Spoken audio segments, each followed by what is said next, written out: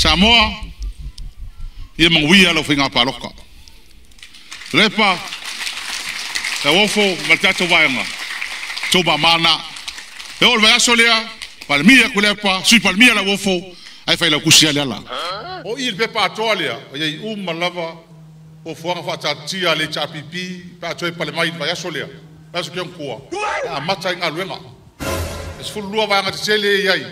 A few moments later.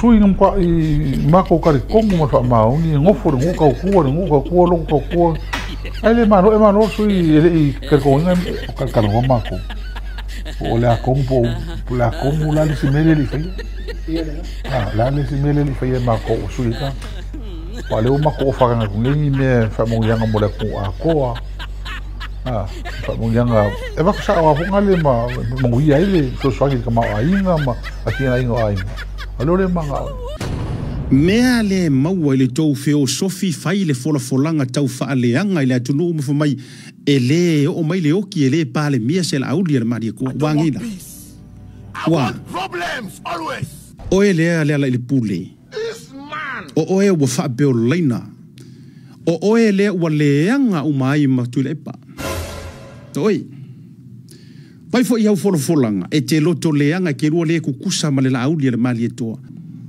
o fea langia u valo anga o kaungu, o fea ngia u forfolanga. Fea. Le fo wai oso e fa mai, e o malo le paloka, pale mia ia kuira epa, sui pale mia la uafo, ai fai lau kusi pe oi, te ofo ilo le maa. This man! Umana e alu fola la avatu tou fora fekalai. Anga o e usile ilo waru ke lafi. Li mongi, alu e lafi.